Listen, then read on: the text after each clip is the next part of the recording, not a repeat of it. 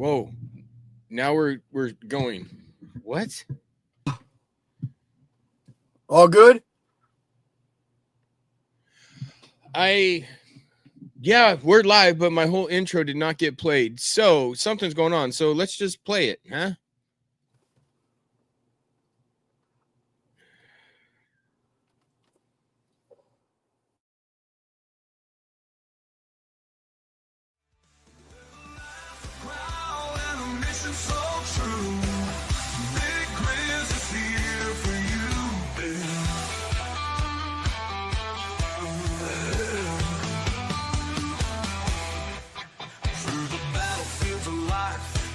Your back, a brother in the fight, keeping you on track. Charity and healing, one step at a time. Big Grizz is here for you. Hear that mountain climb? It's the Big Grizz Show. With a strong, fine grace, lifting up the ones who fought the hardest race.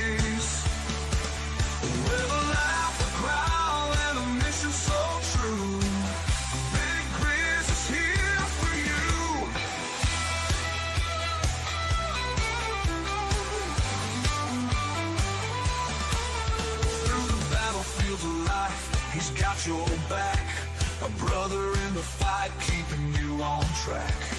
Charity and healing, one step at a time. Big Grizz leads the charge, hear that mountain climb. It's the Big Grizz Show, where the warriors meet, finding hope and honor, taking back their seat. The Big Grizz Show. Tune in and stay a while. Healing hearts with that rugged country style. Oh, yeah.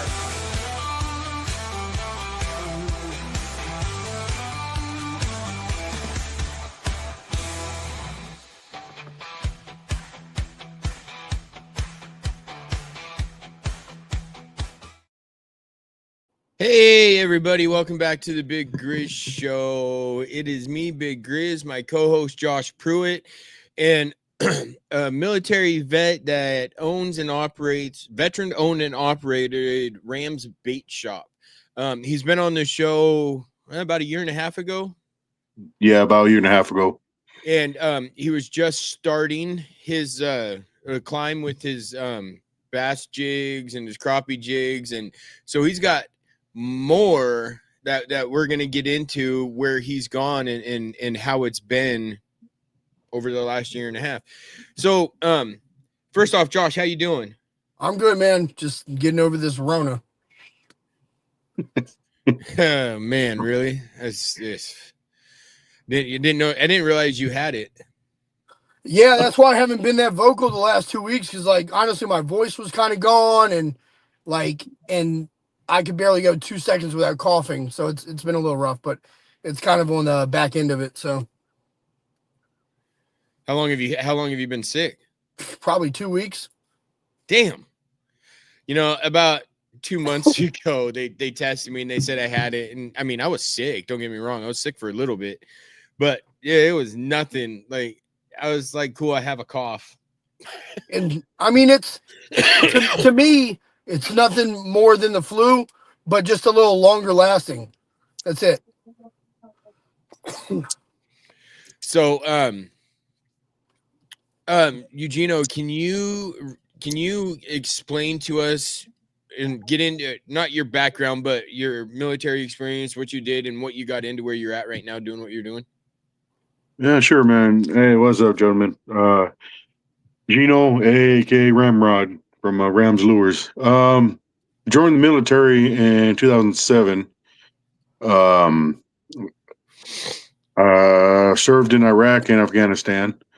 Got out in the 13 and found out the hard way I had severe PTSD. Alcoholism, just a wild caveman, basically, trying to figure out the new side of being a civilian. And I went to rehab. I got the help, but then when I got out, I had to figure out something to help me so I don't fall backwards. And that's when I started the Rams lures, painting. And then I got into the plastics, and then all of a sudden, a couple of buddies that are vets too, they said, dude, you need to sell this stuff. And as soon as I started to bang out some of these plastics and lures, it just boomed in from there. So you're hand painting lures, just regular like bass lures and stuff, and then your bass jigs and all of that, right? Yeah, this is hand painted. I love it. It looks like it's got little black flames on it. Yeah, that's what it is. Oh, is that what there's? Okay, That's badass. Do you put the beads in it to make them rumble? Yes. Oh, okay. Yeah, there it is. Yep. Nice. And our lures are 2 times louder than the store bought. The vibration, the sound wave, just the movement it gets that bite. So yeah, no, I still have not got into bass fishing all that much yet. Crappie fishing, and then I do a lot of salmon steelhead fishing. But a little bit on Josh, he's kind of in the same boat we were. You know, I had mentioned to you that he was a pardoned J6er, and he's going through the same stages that it's almost like when, you know, we come out of the military having to adjust back to the being normal, I guess, in essence. And I know he's dealing with that. So I wanted to give him a little bit to explain, because we haven't done a show. I told you it's been a hard year. I haven't done a show in like a month. But Josh, how is your book doing? I mean, it's doing okay. It's not doing what I needed to do, to be honest, you know. But you know, trying to get it out there has been a little hard. And I've had some pretty big creators, you know, like Conservative Ant pushing it out there too. But you know, hopefully it's going to do better. We'll see. I mean, it's been keeping okay numbers for the most part, but like not to the extent that I was hoping it would. You know, which is okay. It is what it is. But I just, like, for me, like, you know, especially with the PTSD thing, like my biggest thing when I first got out was the sleeping. I couldn't sleep for like weeks. yeah. And I think, and this is like, yeah, I said this to my girl the other day, like we went to a bar and she wants to sit at a table and I wanted to sit at a bar table. And she was weird about, she's like, oh, I want like alone, whatever. I'm like, what you don't understand is like the chaos for me is the calming for me. You know, like what was helping me go to sleep at night was listening to freaking like heavy metal music and stuff. You know, so like me being in like a louder atmosphere actually calms me down instead of doing the opposite that it does for a lot of people. And I guess it's just, you know, I got used to certain stuff happening around me all the time and having to look over my shoulders, and there's some weird kind of normalcy to having to do that stuff, you know, which probably sounds crazy to a lot of people, you know. Part of my therapy when I first got out was going to the gym, and you know, I put 25 pounds of muscle back on in 2 months, and then I went and ripped my bicep. Yeah, so, how's that doing? Well, it's doing horrible because the insurance won't cover it, and it's a $30,000 surgery. So, like, I'm stuck, you know? And it's one of those things where, I mean, that's not a cosmetic surgery, you know? I mean, it's a ripped muscle off the tendon. Like, there should be no way that they can, like, not do that, you know? But, you know, the insurance won't cover it. So, yeah, it's kind of a thing. So, I mean, I'm like, at this point, I'm probably going to have to just go back to bartending to make some money and sit back for like 6 months before I even think about getting the surgery, because I'm probably going to have to pay it out of my pocket. Yeah. Trust me, arm surgery, nothing like that. It sucks.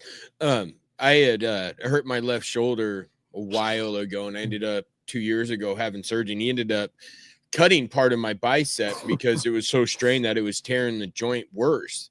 Yeah. And dude, it sucks because I straight got like a Popeye muscle. That's why I don't work out my arm. No, I mean that's literally that's what I have. They said it would. That is literally what I have on my right arm right now. Because what happened is it completely tore off the tendon from the bone on the bottom. Yeah. So when that happens, the bicep slides up. Yep. So like, my left arm looks completely normal, my right side not so much.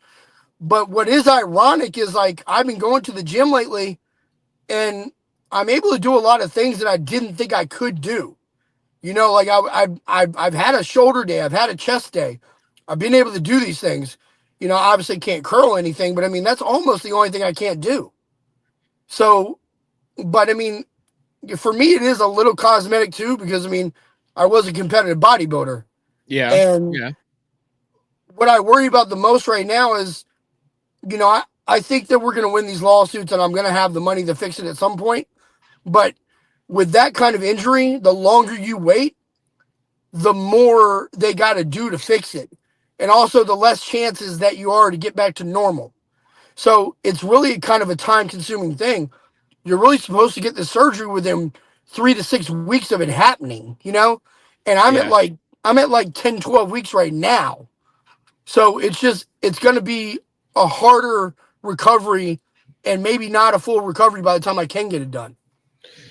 All right. So, hey, those of you guys that are watching, if you know anybody that's trying to watch on Rumble, something's up with Rumble. It is not allowing me to stream to it, and I have no idea why. For any of you guys on audio that is listening, that's trying to watch on Rumble or whatever, it's not working, but you can find me on Voice of the People's U.S.A. Radio, YouTube, Big Grizz, Veterans for Veterans YouTube channel, and Facebooks. I don't know what's going on. So, hey, Ramrod, what has been going on in this last year and a half that with you and the charities and all the stuff that you're doing? Well, Healers on the Water was started by Battlefish and Rams Lures for the northern New York Adirondacks. We take veterans or service members that are getting out of the service fishing. We teach them how to get in a kayak, how to get out of it. We just had a fly fishing thing, I think last week or something. Yeah, and I thought you had pictures on here, but yeah, my bad. This is just some of the stuff. I was trying to get to the pictures of the boat. I guess I should have looked at that before. Oh, you're good. But yeah, we did fly fishing.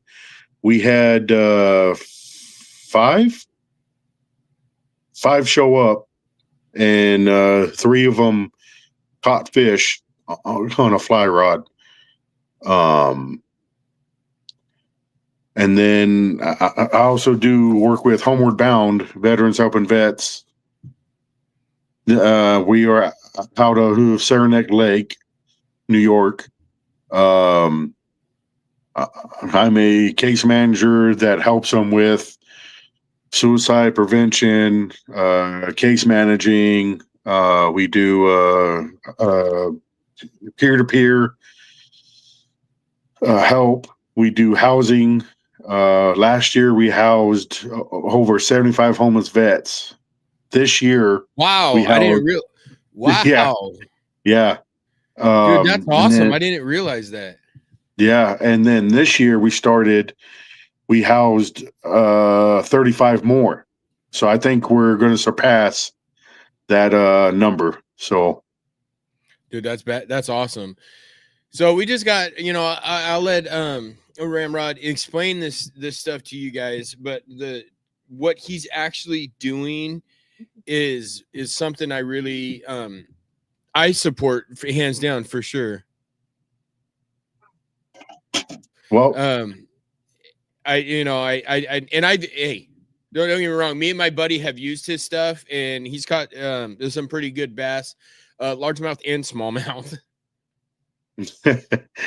well, I stand by what we make, and this sign my wife had it made, and I just put the lures on that I just did up right on it. Yeah, I painting is a lifeline for me, and so is fishing. Me too. Being outdoors, it's a huge lifeline to calm us down. Plus, doing this is actually a big one for me too. Yeah, it's and even if I have a vet or we have vets fishing that have never fished, it's a good feeling when they use something that they never seen before, and then they hook a fish, especially a big one, and their faces just light up. Oh yeah. I've been on some of those trips where, you know, it's the first time a vet's gone fishing, and I've had them come out to the rivers and go fishing with me and this and that. When they hook that first fish, you just see like it's almost like pure joy on their face. It's insane. I love it. It makes me feel so good knowing that I can help somebody in that little bit to pull that out. Let's explain. These are just your what, Cincos or your Cinco worms?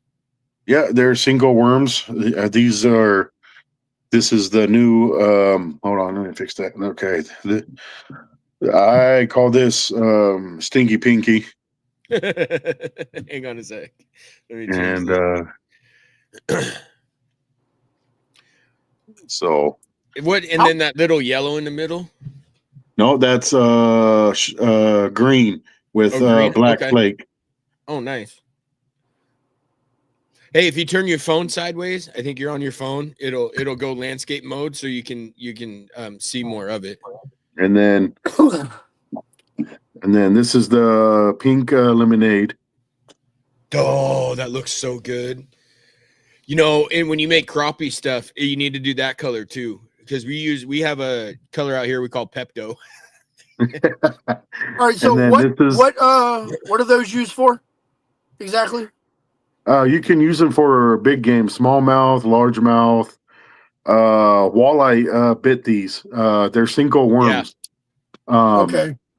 This is a new design, and I call this a worm. I forgot the name of it already. From the ground, from the ground, earthworm. Yeah, there you go. Oh yeah, no, that, you know.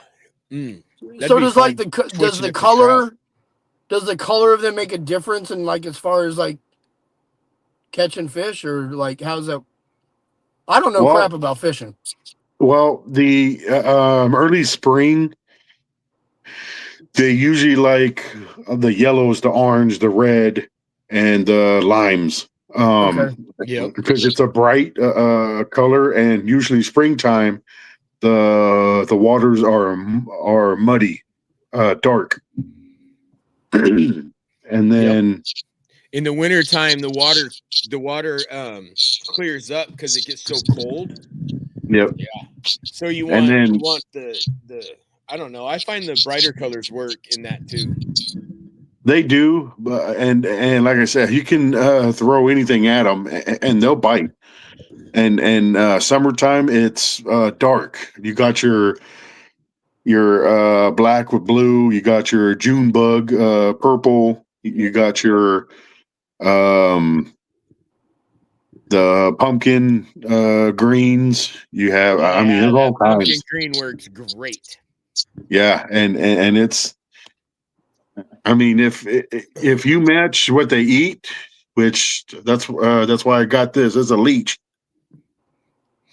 It looks so good. The colors are amazing. So you put this on the lure, You put it on a hook or a jig head or a wobble head. So basically, those you're throwing out and you're twitching them back, and they're just bouncing through off the bottom. Oh, okay. Yeah, and then we do the baby lobster. Those work insanely well. For any of you guys that are fishermen, I would advise you to look up the Ram's Bait Shop, because I've used that color and hooked fish on it. My buddy caught almost a 5-pound smallmouth on that one. The strawberry lobster crawdad or whatever you call them. Just the detail. It's a 4-dimensional baby lobster. So the stuff and the movement and stuff that he gets, it's amazing. Like, I can't wait to get some crappie jigs because I want to put them to work. Yeah, and these are just molds, people. That's all they are. Yeah. So you pour the plastic and the flake or whatever in them. Yeah, it's just plastisol. That's all it is. And you pour it in, do what you do, and then it comes with dyes. Dye. Yep. And you just the most common designs I get are your June bugs, your pumpkins, your neons, your natural colors, and mostly I go for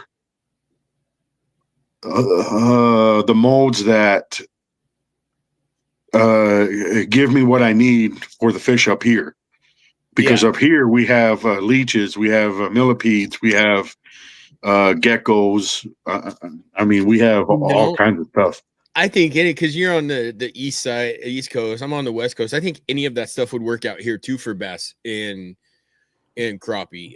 I mean, yeah, they're gonna go for what they see in the water, but we have leeches out here. Luckily, I've never had one on me, but they're here. There's geckos out here too. Where are you at, Ram? Upstate New York. Okay, I'm in Rhode Island. Oh, okay, not far then. Did you move to Rhode Island, Josh? Officially no, but in like a month, yes. Fair enough.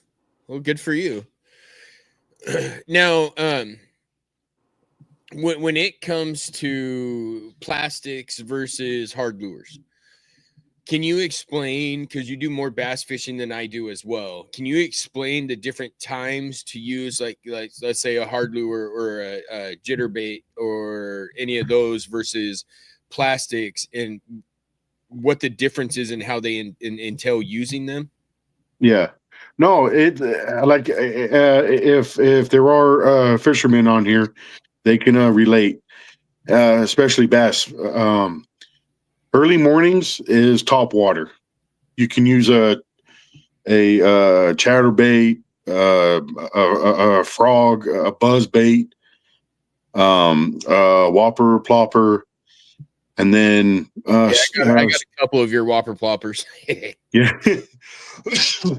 Excuse me. And then say around 9:30ish. That's when you throw your jerk baits, your crankbaits, your lipless. You can throw your plastics. Now some of those they have different buoyancies, right? So they sink to a certain level, or yes, this one right here sinks to about 15 feet, and then you just reel her back in. Okay. I have ones that go from 2 to 3. I have ones that go from 3 to 6 feet, and then deeper. The deepest one I have, it goes near 30, okay. And that's for your big game, for your muskies and pike. Mm. We go out and walleye fish out here sometimes too, and walleye's so good. Oh man, if you ain't never had fried walleye, you're missing out. I'm just gonna say you're missing out. It's so good. Same with crappie. Yeah, Crappie is very good. and then we got the old school mice Yeah, rat tail. tails, 2.5 inch. I really like those, and I really want to. I'm gonna have to order some colors of those for crappie because you can bite the tail down to make it. Because I think crappie would go for those because those look almost like a Freaky Frank's worm tail. So I'm really kind of stoked because those look really good. Well, I'm ready when you are, man. Especially, I want to send you out that monkey milk color. Okay. Yeah, I have to wait till I get paid. To get some to order because we've had so much going on that it just ain't worth it. Yeah, Lisa, it's only Rumble that's having a problem right now, and it's actual Rumble. It's nothing else. So yeah, no, we're live everywhere you can find the show that you normally do, except for Rumble. Something's up with it today. It was good last night, not so good today. So is bass fishing your like go-to type of fishing, or is that the only type of fishing in New York? No, there's all kinds. There's walleye. There's muskie tournaments, pike. There's you got your rainbows, browns, natives. You got your panfish. You got your perch, your bluegill, your rock bass. Yeah, it's so rock bass. That's saltwater bass, right? No, freshwater. What's the difference between rock bass and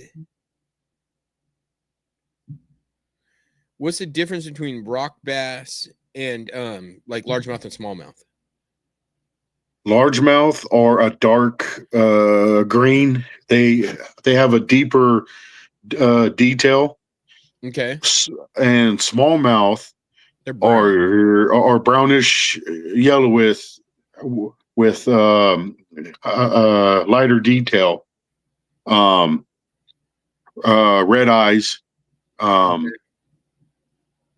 The rock bass are little. They're like the cousin of the. I want to say the cousin of the. Oh, what the hell is that fish? Yeah, I got nothing. I don't know. Yeah, but rock bass is about the size of. I'll say they get the same size as perch and fatter. Sometimes they're fat. Okay, so almost like a bullhead. Yeah. Okay, so what's the difference in the taste between the three? That I don't understand because we have just largemouth, smallmouth, but then we have saltwater where we go out and get rockfish, and that's saltwater bass.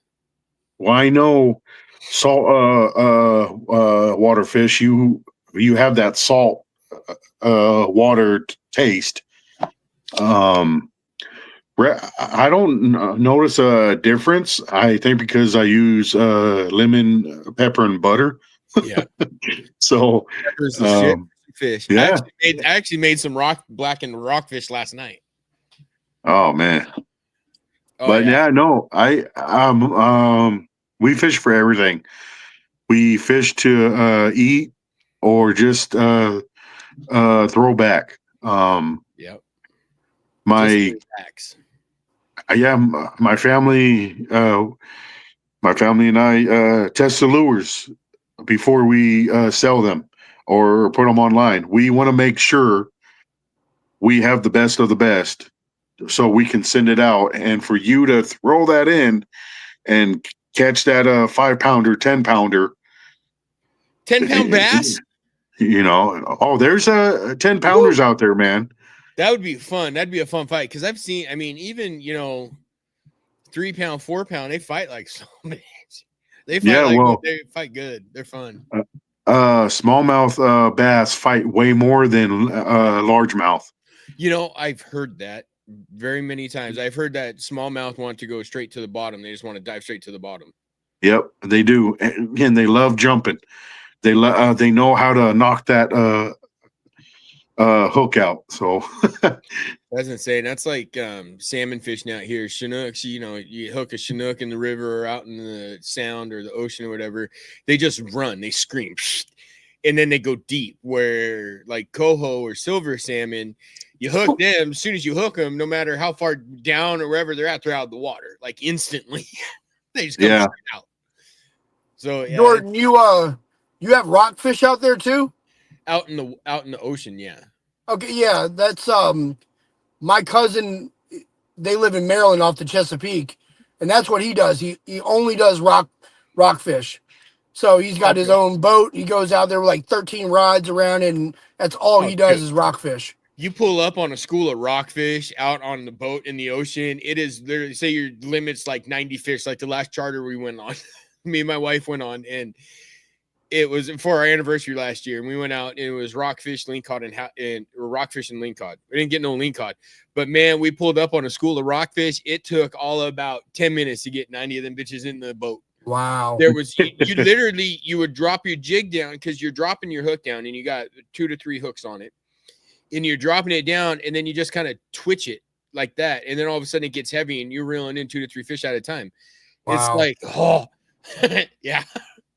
But you find a school, it goes so fast, and they taste good.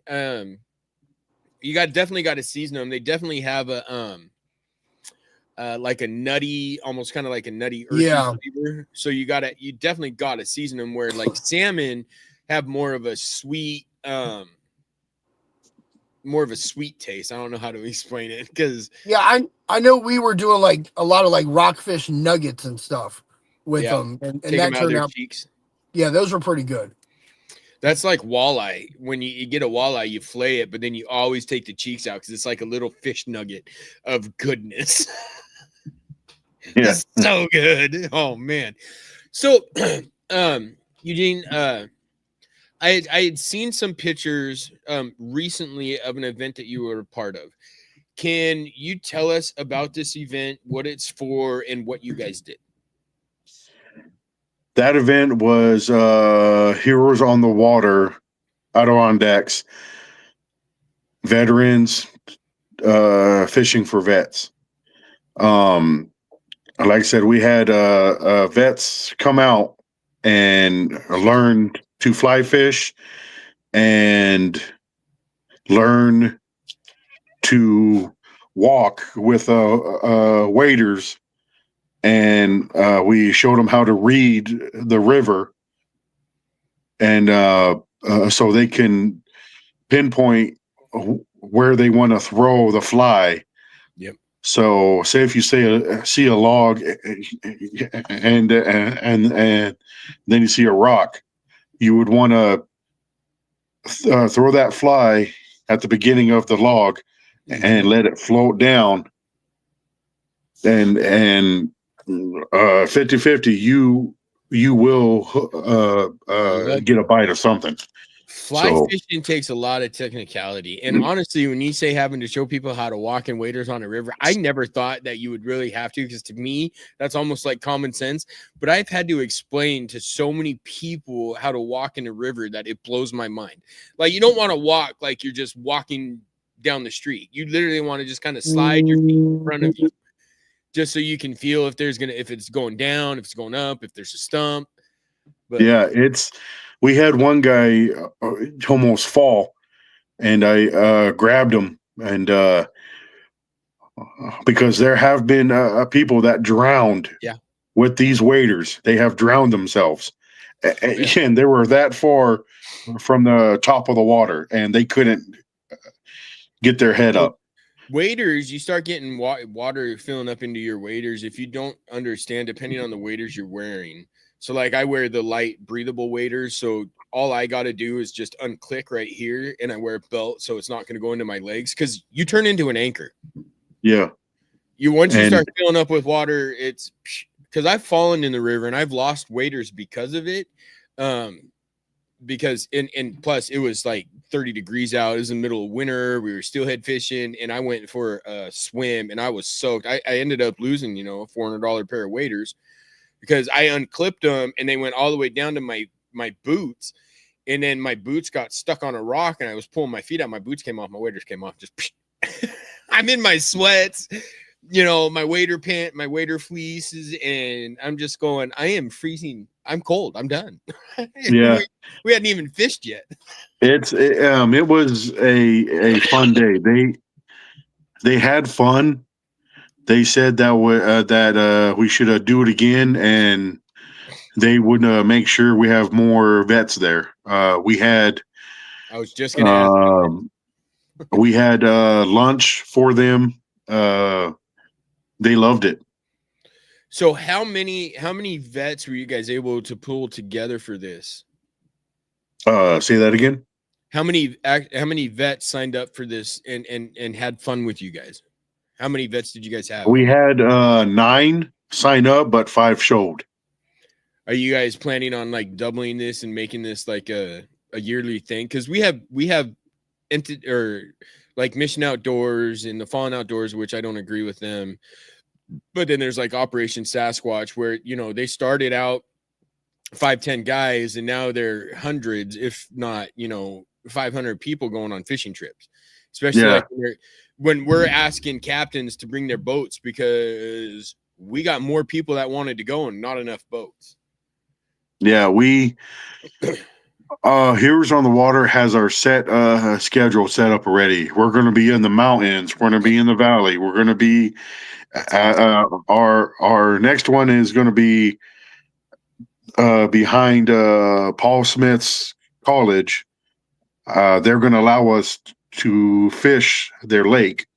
Okay. And that's our next one. And hopefully we're looking so far. My buddy said we have 15 signed up. So is it strictly fly fishing, or are you guys, you know, showing them all different types of fishing? We do everything. The first one was fly fishing because of where we went, and that's all that spot has is fly fishing. So we do pan fishing, we do bass fishing, we do muskie and pike, and so yeah. You said this is Operation Healing Waters?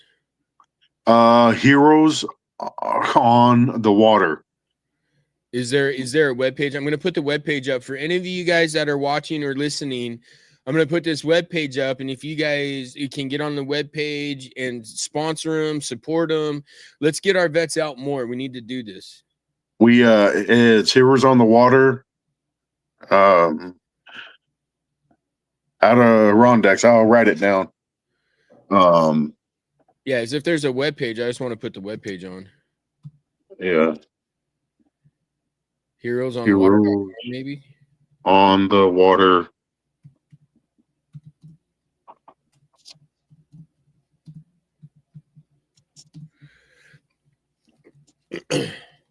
So, Josh, what's been going on new with you? Besides a relationship that I don't know if what I seen on Facebook is true or not, because I haven't talked to you about it, so I don't know.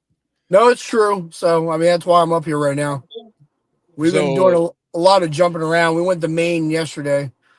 Brought back some Maine lobsters and everything. Are you guys have a date set or date set? No, we did it already. Oh, no kidding. Yeah. Okay, so Josh is officially married, and I did not realize this till now. So congratulations. Thank you. I haven't been very verbal about it. She's been very verbal about it. Well, you know the following I got, so it's going to reach quite a bit of people. Yeah. But that's awesome. Is this somebody that you've known for a while or? Nope. All right. We'll talk offline. No sense about it. I got out of prison. Yeah, so no, but you know, things just kind of clicked and went that direction. Yeah, I mean, the only reason why I haven't talked about it a lot is because I just didn't, you know, I mean, we're friends. I was going to tell you more in detail. I just didn't want 1,000 DMs, you know, playing 20 questions with me about it. So yeah, I don't blame you.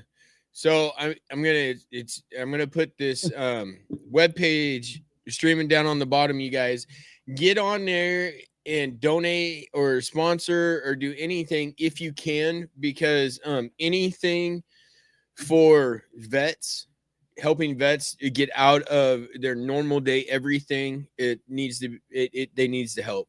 That's same. I'm doing another big concert this year. I'm in the middle of prospecting for sponsorships and figuring out fundraisers.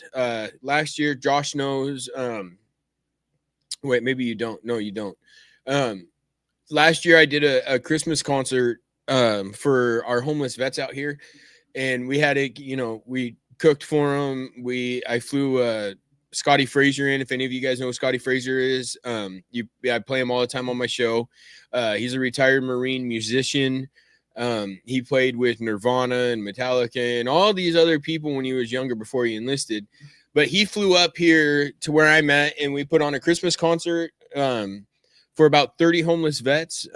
We had about 80 gift bags that were donated on our Amazon wish list we put together, and we put the gift bags together for them. We want to double, if not triple, 4 times the size of what we did last year. And it definitely takes more funds than I have. But you guys can find it on my Facebook, and my link tree is Big Grizz 1313. You can get on my link tree. All the links are there if anybody wants to help with that. So what's your guys' next big event, Ramrod? You're muted.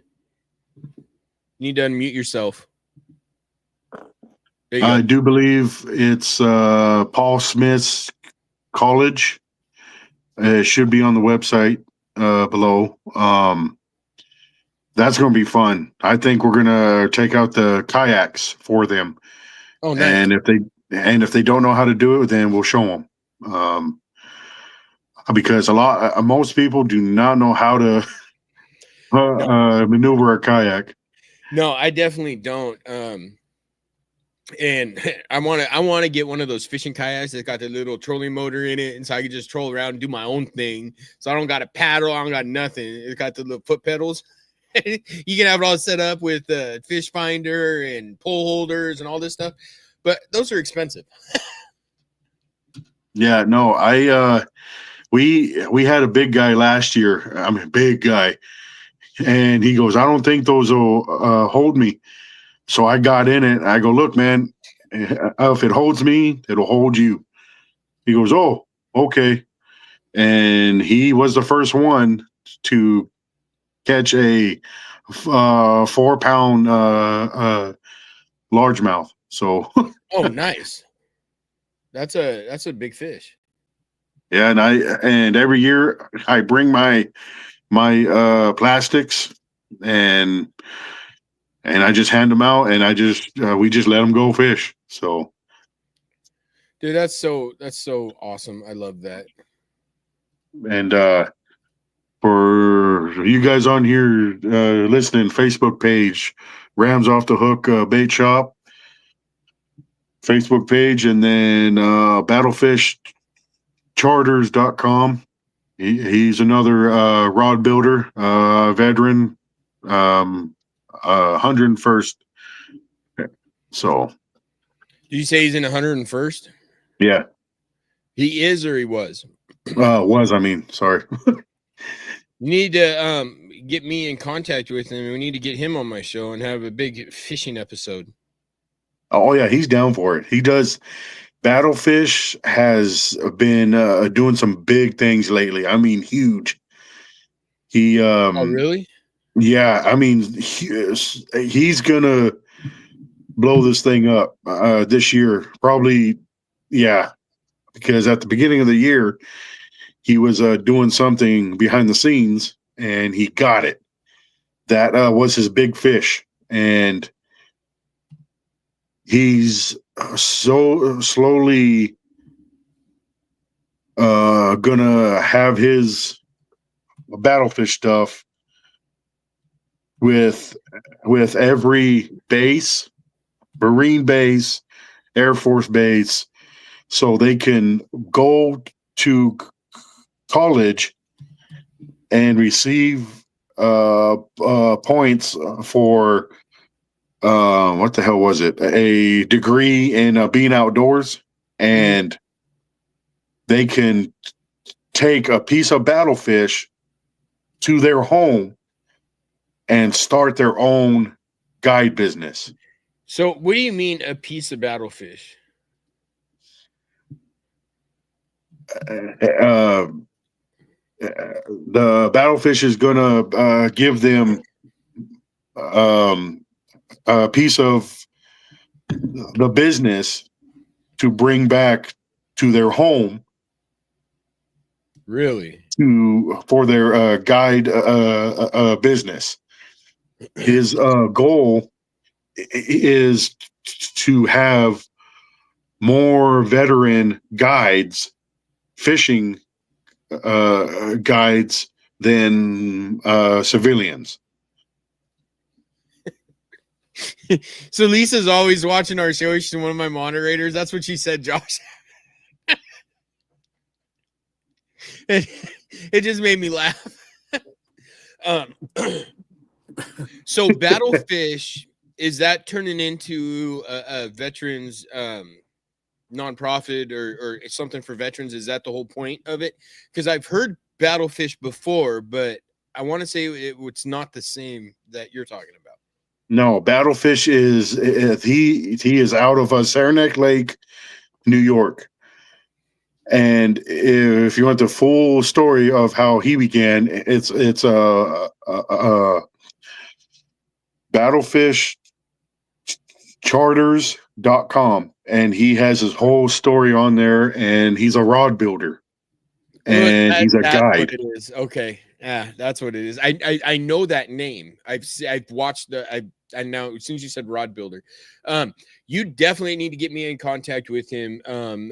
Start a three-way text messages or something with us, because I would really like to get him on the show to talk about what he's doing with that aspect. Because a good buddy of mine, he has Stacking Bodies out here. That's long story short. Okay, me and him went fishing, and he's a rod builder too, and he does acid wrap rods on bait casters, so they turn into like a spinning rod. So the eyelets turn all the way around 180 degrees, so it's like a spinning rod. Nice. Me and him were out on the river, and no shit, in 45 minutes, me and him limited on coho salmon, and that was 4 apiece. And there was people around us, and nobody could touch us. So we laid them all down on the ground, took a picture of it, and he looked at me and he goes, "Stacking Bodies. That's what I'm going to call my rod company," because we literally were stacking fish on top of each other. And it has a military kick to it, because if you're military, you know what I mean. That's how he got his name, and he builds rods too. So yeah, you need to get me in contact with Battlefish. I would love to have them on the show to showcase what he does and all of that. Josh, you're going to say something? No, I'm just looking at that comment again. It was yeah. My Clippers had a fight with me and they won. Oh yeah, well, see, it's going. It is what it is. So what do you, Ramrod, and in the rest of this year, what do you want to see go on with Heroes on the Water and Rams Bait Shop and Battlefish? Do you have any big dreams that you want to see, that you want to put together for vets with your guys' companies you got going on? My goal is to lower the number of suicides and one day be in Bass Pro. But yeah, we're in 2 stores in Saranac Lake and in Upper Saranac, and then I gotta look at my pad again, but we're in 17 states right now. Oh wow, really? Well, I know you're in Washington, but we need to get you out here and get you in a store out here. Yeah. I have a few that I can talk to, but we can talk offline. But maybe send me some of stuff so I can show them. It's one of the stores my jigs are in, and he's a really, really good friend of mine, actually. Yeah. We fish all the time together. But he's all about doing stuff. Or actually, I'll just get down there and talk to him and see if I can get him in contact with you, because he is all about having veteran owned products in his store. It's an outdoor store, and it's not like a huge one out here, but it's one of the bigger ones. So yeah, no, I'll get down and talk to him, and we need to get that out there. And Lisa just said this to you. Said, "Wow, good for you. What you're doing. It's awesome." I love these comments I'm getting. And she said, "Sorry." You know what though? It makes me feel that when we're doing something like this, the three of us are reaching somebody right now. You know, waking their mind up, waking them up, saying, "Damn, if these guys can sober up, I can do the same thing." Yep. And it takes, talking to other vets, it takes a lot to get to that point. Cause I was down in that spot. And honestly, one of my vets friends actually saved my life. One of the only time that I was there, and he just straight broke into my house and at the right time. I mean, the door wasn't locked, but I had no idea he was coming over. He just came in like a bat out of hell. And yeah, that changed my outlook. And then, my brother passed away, and I completely stopped drinking. I was like, I didn't do AA. I didn't do anything like that. I just stopped. Yeah. And I think I've had maybe 3 drinks since then. I've been completely drunk one time, and that was in 2013. So, I mean, but yeah, this is a good thing you're doing, brother. Well, I appreciate that. Same with you. What you're doing fishing wise, getting people out. It's something else. But one of the big things about my show, and Josh knows this, and I know we talk, and it's really getting a vet to open up and know that they're not the only one, because that was the hardest thing for me. I always felt like I was the only one going through what I was going through. And honestly, until I started this, and then I started talking to random vets. I mean, I'm over 200 shows and probably 150 different vets, and everyone I've talked to, different walks of life, different reasons they enlisted, different reasons what they did. But it all comes down to, we all have a commonality, and the military fucked us up. I mean, that's what it is. I blame the government. They screwed us up. And it is what it is. I was actually talking to a vet just a couple days ago, and he was a Marine vet, a retired Marine, and he goes, "Dude, the Army just screwed you guys over." I was like, "What do you mean?" He's like, "Dude, we only deployed for 3 to 6 months." I was like, "Yeah, we went for 3 months, and then it got extended, and then it ended up getting extended almost 2 years." So he's like, "Yeah, the Army did really good at screwing you guys up." I did a year and a half in Iraq. Yeah. And then I did 13 months in Afghanistan. Yeah, my first deployment was 18 months in Iraq, and then I went to Afghanistan for 6. Then I came home, was supposed to go to Korea, but then they stopped it, and then they ended up sending me back to Iraq for another, it was, I think, 22 months altogether. Altogether, it was almost 4 years that I was deployed. Almost 48 months. It was just under 48 months. And it blows my mind. And, I enlisted, I ended up doing 11 years, but that's taking you from your family. And then on top of that, they do training. It's just all screwed up. But, can't say nothing besides we joined, we signed that line. We knew what we were getting into. Well, yeah, but it's the brotherhood, sisterhood that I miss. A lot of people don't understand that. It's like having a big brother that you never had, or a little brother that you never had, or that dad figure that some of the soldiers or Marines didn't have in their life. Yeah. Or Navy, whatever. But being in is a stepping stone in our lives. It's something that was way bigger than us.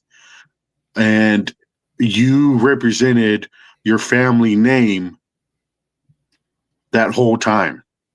Yeah. So it was one of those. I would do it again. Do I regret doing it at the time? Looking back now, what we went to, yeah, I regret it because I don't agree with a lot, but I'd still do it again. I made a video.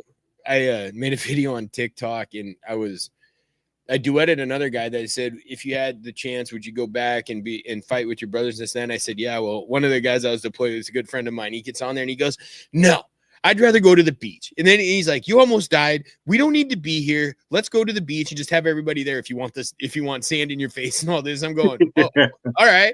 Hey, sounds good. Yeah, that's another thing too. When you survive a near-death experience, it really opens your eyes on everything. Yeah, and it's sorry for my speech impediment. You're part good. of my stuff, but I got the same thing. It gets me going. And it's the it makes you realize throwing a fit that the shower's hot, or throwing a fit of a pillow not being too soft, or probably the three of us, we didn't have a mattress when we were overseas. So those three things, the simplest things, makes you appreciate for what you have. Yeah, and one of them's having a damn toilet. Yeah. I mean, not having an actual toilet sucks. Yeah. But you're right. Ooh.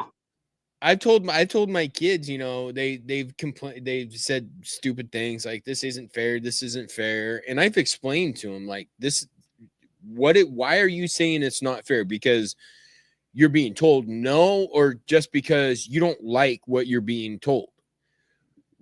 It's not that we have to be fair, but you got to understand, be thankful for everything that you got, and understand that we as parents aren't trying to ruin your life. We're trying to make you better. Yeah. And they're just like, it's just not fair. I'm like, okay, well, it's not fair is I went 6 months without a shower. I had to burn shit. I had to do all of this. You tell me if you could do that. They just look at me like, what? I was like, exactly. Yeah. Like, what do you mean? Well, what I mean is we had a half a 55-gallon bucket that people were using for a bathroom in 2003 because we didn't have toilets. We sat on wood over a hole. And we had to get rid of it somehow. So we dumped diesel in it, lit it on fire, and sat there and stirred it until it turned to ash. Yeah. Not a great memory, but I mean, some good conversations. Yeah. So, yeah. That's a fucked up visual. But it happened. And then imagine doing that in 90 to 120 degree weather. And you're standing out there with your shirt off, and you have no choice, because no matter what, there's their rank structure, and so you're getting told to do it. And as long as there's somebody below you, make them do it. But if somebody above you tells that person to do something else, you're stuck doing it. It's not fun. So hey, you guys, thank you for jumping in today. With the exception of Rumble Down, I'm surprised we had as many viewers as we do right now, because Rumble is one of the big pools that we got. Surprisingly, got quite a bit. Go ahead. What are you flicking around? No, I was just being dumb. Oh, hey, you guys, remember it's Red Friday. Remember, everybody deployed. We do have people, out and about, soldiers and sailors and airmen and Marines. I mean, stuff is happening. If you pay attention to the real news, you do see that we have people all over the place right now. So always remember, everybody deployed, and it's Red Friday. As always, you guys are watching the Big Grizz Show with Josh Pruitt and special guest Ramrod from Ram's Bait Shop in upstate New York. You guys get on Facebook and look him up. He makes some killer bass jigs and lures. I have some. I've used them. I personally know they work. So you guys, until next week, you guys have a wonderful week, and God bless you all, and we will talk soon. Thank you guys for jumping in. All right, guys. later. Have a good one. Yeah. Later, guys.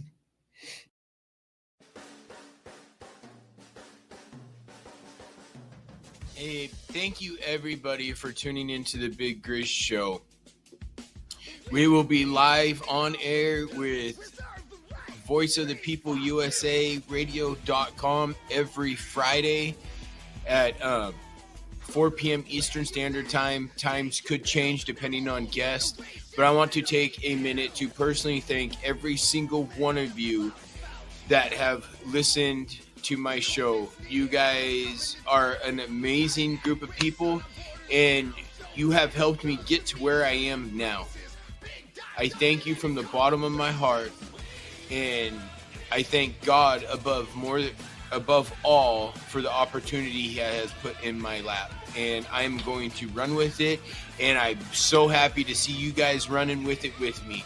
You guys are amazing, and God bless you all, and have a wonderful week, and we will see you next week. Have an amazing week, everybody.